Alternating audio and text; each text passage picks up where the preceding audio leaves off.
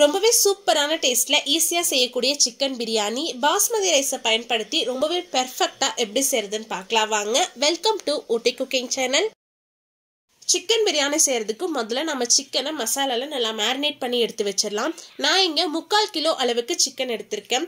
சிக்கன்ல கல்லுப்பு மஞ்சத்தூள் சேர்த்து நல்லா கழுவி கிளீன் பண்ணி எடுத்து வச்சிருக்கேன். இந்த சிக்கன் கூடவே 1/4 கப் அளவுக்கு தயிர் சேர்த்துக்கலாம். இது சரியா 100 ml அளவு இருந்துச்சு. இது கூடவே சிக்கனுக்கு தேவையான அளவு உப்பு சேர்த்துக்கலாம். நான் 1/2 டேபிள் ஸ்பூன் அளவுக்கு உப்பு சேர்த்திருக்கேன். கூடவே 1 டேபிள் ஸ்பூன் அளவுக்கு இஞ்சி பூண்டு விழுது சேர்த்துக்கலாம். நான் இஞ்சி பூண்டு ஃப்ரெஷ்ஷாக அரைச்சி யூஸ் பண்ணுறேன். பிரியாணி செய்யும் போது எப்போவுமே ஃப்ரெஷ்ஷாக இஞ்சி பூண்டு அரைச்சி யூஸ் பண்ணோம்னா தான் பிரியாணி நல்ல டேஸ்ட்டாகவும் ஃப்ளேவராகவும் இருக்கும். இது கூடவே 2 டீஸ்பூன் அளவுக்கு நான் மிளகாய் தூள் சேர்த்துருக்கேன். நீங்கள் உங்கள் காரத்துக்கு தகுந்த மாதிரி மிளகாய் தூள் சேர்த்துக்கோங்க. நாம சேர்த்த மசாலா பொருட்கள் எல்லாத்தையுமே சிக்கனோட நல்லா கலந்து விட்டுருங்க.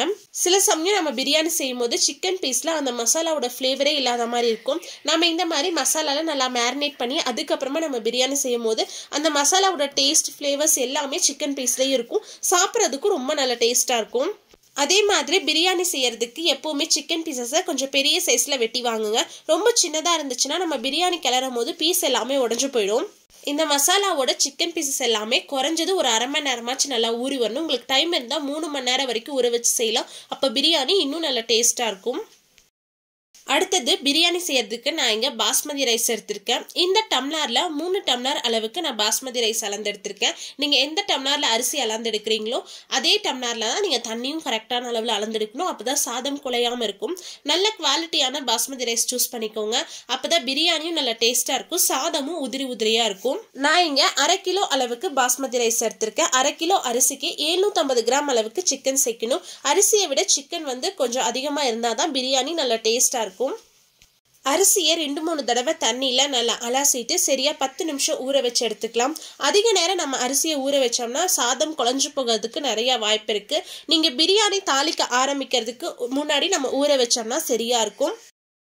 அடுத்தது ஒரு உரல்ல 6-7 பட்டை சேர்த்திருக்க. கூடவே 4 ஏலக்காய் 8 போல கிராம்பு சேர்த்துக்கலாம். இது கூடவே 1 டீஸ்பூன் சோம்பு 1/2 டீஸ்பூன் கசகசா சேர்த்திருக்கேன். கூடவே கொஞ்சமா கல்பாசி சேர்த்துட்டு இது எல்லாத்தையுமே நல்லா இடிச்சு பவுடர் பண்ணி எடுத்துக்கலாம். நீங்க மிக்சியில சேர்த்து நல்லா அரைச்சு பவுடர் பண்ணி எடுக்கலாம். இந்த மாதிரி நம்ம ஃப்ரெஷ்ஷா பிரியாணி மசாலா அரைச்சு செய்யும் போது நம்மளோட பிரியாணி இன்னும் நல்ல ஃப்ளேவராகவும் டேஸ்டாகவும் இருக்கும்.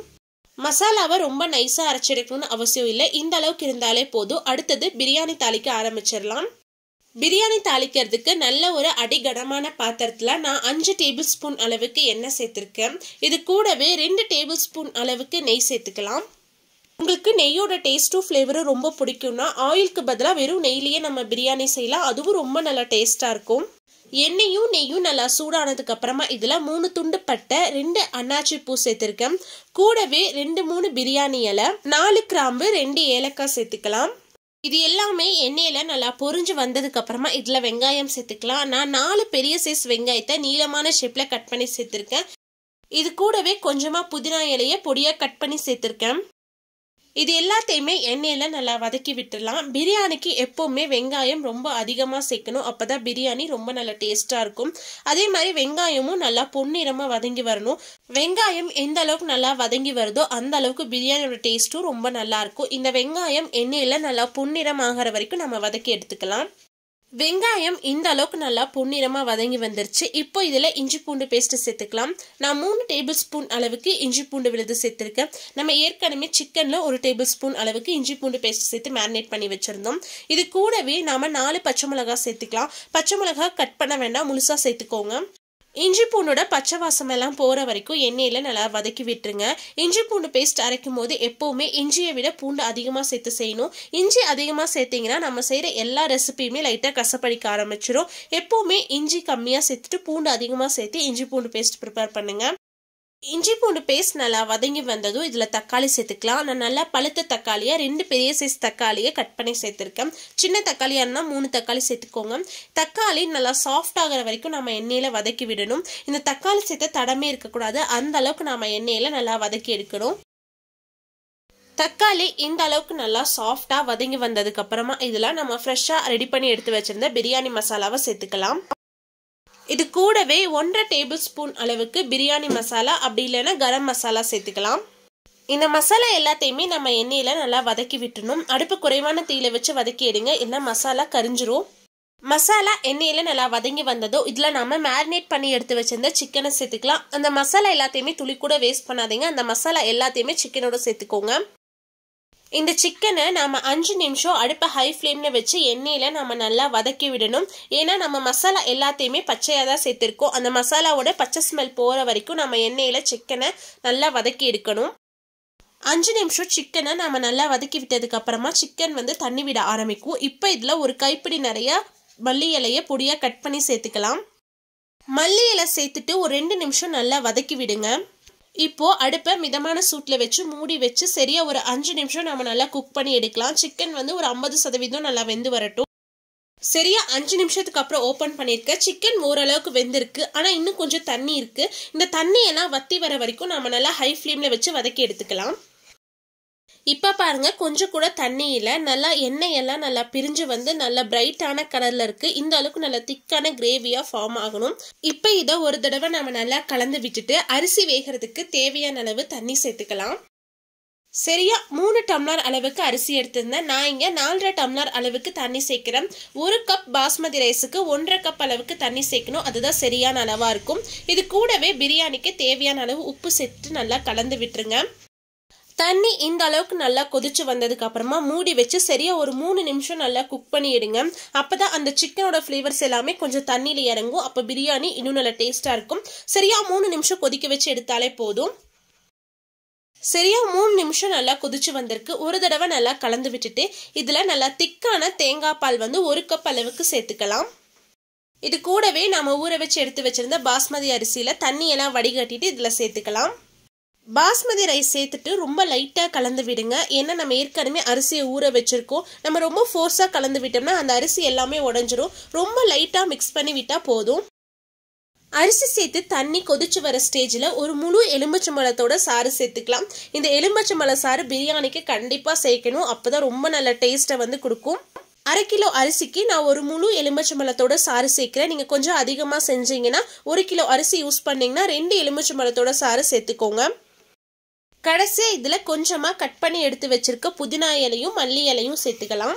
ஒரு தடவை லைட்டா கலந்து விட்டுட்டு பிரியாணிக்கு உப்பு சரியா இருக்கான்னு செக் பண்ணி பாத்துக்கோங்க. நீங்க அந்த தண்ணியை டேஸ்ட் பண்ணி பாத்தீங்கன்னா கொஞ்சம் உப்பு லைட்டா உரப்பா இருக்கணும். அப்பதான் சாதம் வெந்து வரப்போ சரியா இருக்கும். ஒருவேளை உங்களுக்கு உப்பு பத்தலைன்னா இந்த ஸ்டேஜ்ல சேர்த்துட்டு லைட்டா கலந்து விட்டுருங்க. எனக்கு உப்பு காரம் புளிப்பு இது எல்லாமே சரியா இருக்கு. தண்ணி இந்த அளவுக்கு நல்லா கொதிச்சு வந்ததுக்கு அப்புறமா மூடி வச்சுட்டு அடுப்பை மிதமான சூட்ல வச்சிருங்க. சரியா 7 நிமிஷத்துக்கு அப்புறம் ஓபன் பண்ணி பாக்குறேன். சாதமும் தண்ணியும் ஒன்னு சேர்ந்து வந்திருக்கு. ஆனா சாதம் ஒரு 70% தான் குக் ஆயிருக்கு. இதுக்கப்புறமா நம்ம தம்ல வச்சு குக் பண்ணோம். லைட்டா கலந்து விட்டுருங்க. அடி எதுவும் பிடிக்காத அளவுக்கு பாத்துக்கோங்க. அடுப்பு மிதமான சூட்ல வச்சுதான் குக் பண்ணும். அப்பதான் அடி பிடிக்காது. லைட்டா கலந்து விட்டுட்டு இதுக்கப்புறமா நம்ம தம்ல வச்சு குக் பண்ண ஆரம்பிச்சிடலாம். அடுப்பு பத்த வச்சு அடுப்புல ஒரு தோசை தவா வச்சிருக்கேன். தோசை தவா நல்லா சூடானதுக்கு அப்புறமா நம்மளுடைய பிரியாணி பாத்திரத்தை எடுத்து இதுல வச்சு மூடி வச்சிடலாம். இதுக்கப்புறமா ஒரு 3 நிமிஷம் மட்டும் நம்ம அடுப்பை ஹை ஃப்ளேம்ல வச்சு குக் பண்ணலாம். அதுக்கப்புறமா அடுப்பு ஃபுல்லா சிம்ல பண்ணிருங்க. ஒரு 10 நிமிஷம் அடுப்பு ஃபுல்லா லோ ஃப்ளேம்ல தான் பிரியாணி தம்ல இருக்கணும். அதுக்கப்புறமா உடனே நம்ம ஓப்பன் பண்ணிடக்கூடாது. அதுக்கப்புறம் ஒரு 5 நிமிஷம் கழிச்சு தான் நம்ம ஓப்பன் பண்ணணும். அப்பதான் பிரியாணி ரொம்ப சூப்பரா குக் ஆகி வந்திருக்கும். தம்ல வச்சு குக் பண்ணும்போது அந்த ஸ்டீம் வெளியில போகாம இருக்கிறதுக்காக பாத்திரத்துக்கு மேல நல்ல ஒரு வெயிட் வச்சிருங்க. நான் ஒரு பாத்திரம் ஃபுல்லா தண்ணி பிடிச்சி மேல வச்சிருக்கேன். அப்போ இந்த ஸ்டீம் கொஞ்சம் கூட வெளியில போகாது. நம்மளோட பிரியாணியும் நல்லா குக் ஆகி வரும். சரியா 20 நிமிஷம் ஆயிருக்கு. இப்போ நாம ஓப்பன் பண்ணி பார்க்கலாம்.